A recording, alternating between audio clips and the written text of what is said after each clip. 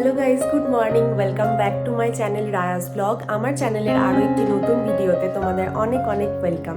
কেমন আছো তোমরা সবাই? আশা করছি খুব ভালো আছো। আর আমরা তো দারুণ আছি, কারণ আমরা এখন বেড়াতে এসেছি। আর বেড়াতে এলে যে কোনো মানুষই দারুণই থাকে। তো এখন বাজছে হচ্ছে 6টা। তোমাদেরকে একবার বাইরের ওয়েদারটা দেখিয়ে দিই, দাঁড়াও।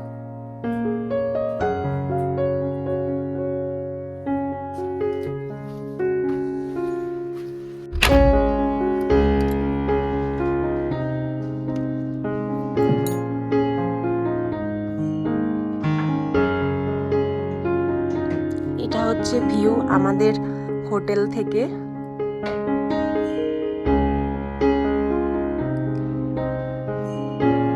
ভীষণ ঠান্ডা। তো আমরা এখন আছি বমডিলাতে, আর বাজছে এখন সকাল 6টা। আমার পতিদেব এই জাস্ট ঘুম থেকে উঠেছে, এখনো বুঝতে পারছে না যে কিভাবে এত ব্ল্যাঙ্কেট ছেড়ে বেরোবে আর কি। এখন টেম্পারেচার 1 ডিগ্রি, 0 ডিগ্রি, 1 ডিগ্রি এরকমই কিছু। রুম হিটার এখনো চলছে, কিন্তু উঠতে হবে কারণ আমরা 7:30, 8টা নাগাদ বেরোবো। আমরা আজকে যাব হচ্ছে সেলাপাস। ব্রাশ করতে করতে আমরা একটুখানি রুমের বাইরের ব্যালকনিটাতে চলে এসেছি। আর এখানে দেখো একটা মনেস্ট্রি তৈরি হচ্ছে, কাজ চলছে এটার, বেশ বড়ই হচ্ছে মনেস্ট্রিটা। আর এখানে দেখো রোদ পড়েছে পাহাড়ের গায়ে, ভীষণ সুন্দর লাগছে দেখতে। তো চলো এখন রেডি হয়ে পড়ি ঝটপট। তো বন্ধুরা, দেখতে পাচ্ছ আমি এখন একদম রেডি। আর আজকে কিন্তু ভীষণ ঠান্ডা, মানে আমরা চেক করলাম গুগলে, ওখানে -6 ডিগ্রি টেম্পারেচার চলছে সেলাপাস, যেখানে আমরা আজকে যাব। তো চলো, জ্যাকেট ফ্যাকেট তো মানে কোট ফোট তো পরেই নিয়েছি। এখন দেখা যাক কতটা কি ঠান্ডা আমরা আটকাতে পারি। হোটেল থেকে বেরোনোর পরে আমরা প্রথমেই চলে এসেছি বমডিলা মনেস্ট্রিতে।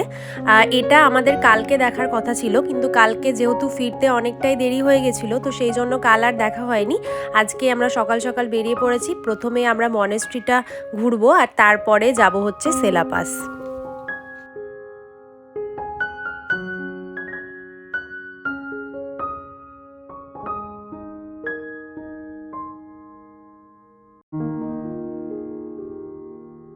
তো আমাদের এখন মনেস্ট্রি ঘোরা হয়ে গেল, আর এখন আমরা টুকটাক ফটোশ্যুট যা আছে সেগুলো সব করব।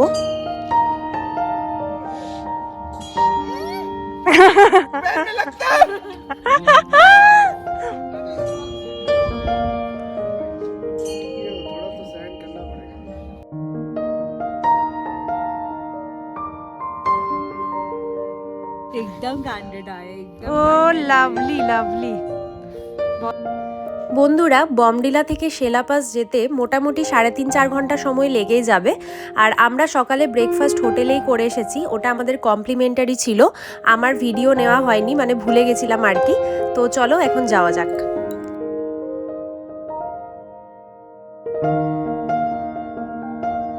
তো ফাইনালি আমরা বরফের পাহাড়ে এসে পৌঁছেছি, মানে যে পাহাড়ের মধ্যে বরফ জমে আছে আর রাস্তার দুই পাশে পুরো বরফ পড়ে আছে আর কি। এটা দেখার জন্যই তো এখানে আসা। আমি ওই দিনকে গাড়ির সামনে বসেছিলাম, আর ড্রাইভার দাদাকে আমি মোটামুটি 15-20 বার জিজ্ঞেস করেছি বরফ কখন দেখতে পাবো। ভীষণ এক্সাইটেড ছিলাম। অ্যাকচুয়ালি আমরা যখন কাশ্মীর গেছিলাম তখন শুধুমাত্র গুলমার্গেই বরফ পেয়েছিলাম, কিন্তু এখানে রাস্তার দুই পাশে বরফ, পাহাড়ে বরফ, ভীষণ সুন্দর লাগছিল দেখতে। আর এই জীবনে প্রথমবার এত সামনে থেকে মানে এত বরফ আর কি আমরা দেখেছি। ফাইনালি আমরা পৌঁছেও গেছি, এই যে ওয়েলকাম টু তাওয়াং। চলো এবারে আমরা যাব হচ্ছে সেলা লেক দেখতে। সেলা লেক পুরো জমে আছে, ড্রাইভার দাদা আমাদের তাই বললেন। মানে এত বরফ পড়েছে এবছর, অরুণাচল প্রদেশে এবছর প্রচুর বরফ পড়েছে। তো চলো এখন যাওয়া যাক।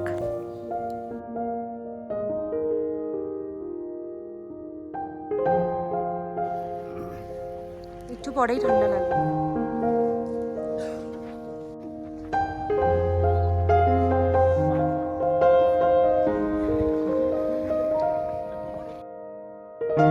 গাড়ির মধ্যে তো একদমই বুঝতে পারিনি, বেশ গরমই ছিল, কিন্তু গাড়ি থেকে নামার পরে এখানে যে ঠান্ডা, বাপরে বাপ, -7 ডিগ্রি চলছিল, ভীষণ ঠান্ডা ছিল। কিন্তু আমরা এতটাই এক্সাইটেড ছিলাম এত বরফ দেখে, মানে বরফ নিয়ে খেলবো, বরফের সাথে ছবি তুলবো, ভীষণ এক্সাইটেড ছিলাম, তাই ঠান্ডা আমাদের অতটাও লাগেনি। অ্যাকচুয়ালি বরফের থেকেও বেশি ঠান্ডা হাওয়া দিচ্ছিল, তো সেই কারণেই হয়তো ঠান্ডাটা বেশি লাগছিল। তো তার মধ্যেও আমরা এনজয় করেছি।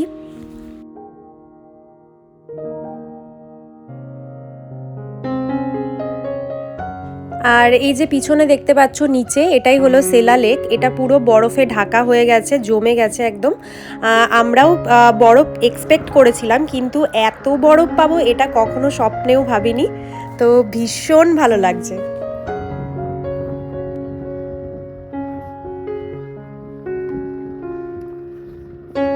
কেমন লাগছে বলো? দারুণ দারুণ দারুণ, জান্নাত পুরো একদম। এই সেলা পাস সি লেভেল থেকে 13,800 ফিট ওপরে অবস্থিত। তো যেহেতু অনেকটাই ওপরে, তাই অনেকেরই এখানে এসে শ্বাসকষ্ট হয়ে থাকে। যাদের শ্বাসের প্রবলেম আছে তাদের আর কি হয়ে থাকতে পারে, হবে এমনটাও নয়, যেমন আমাদের কারোরই হয়নি। তো যদি কারোর শ্বাসের প্রবলেম হয়ে থাকে তারা একটু প্রিকশন নিয়েই আসবেন। এই জায়গাটির নামকরণের পিছনেও একটি রিজন রয়েছে। সেলা হলো অরুণাচল প্রদেশের একজন লোকাল মহিলার নাম।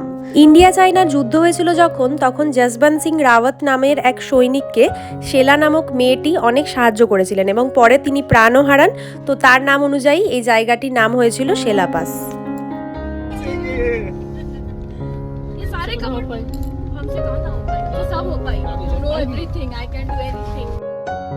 আমার একটা স্বপ্ন ছিল যে এরকম বরফে ঢাকা পাহাড় হবে আর আমি সেই রাস্তা দিয়ে যাব, সঙ্গে শাহরুখ খানের গান চলবে। তো সেই স্বপ্নটা আজকে আমার সত্যি হলো। আমি শাহরুখ খানের গানটা দিতে পারলাম না, তার কারণ হচ্ছে কপিরাইট চলে আসবে, কিন্তু স্বপ্নটা আমার সত্যি হয়ে গেছে। তো আমরা এখান থেকে একটু নিচে নামবো আর তারপরেই কোথাও একটা দাঁড়িয়ে খাবার খেয়ে নেবো, কারণ লাঞ্চ তো আজকে কিছু করাই হয়নি।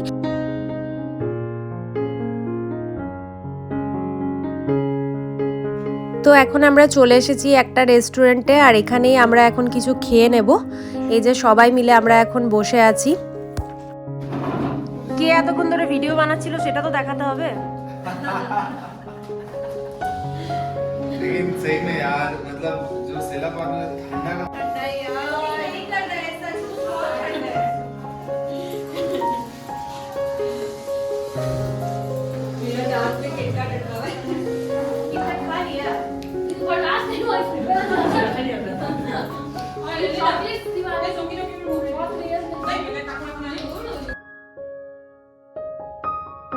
এই যে আমাদের খাবার এখন এসে গেছে, গরমা গরম থুপকা, চিকেন থুপকা। আর এটা খেতে এত টেস্টি ছিল, মানে ভীষণ সুন্দর ছিল, আমার এখনও এটা জিভে লেগে আছে।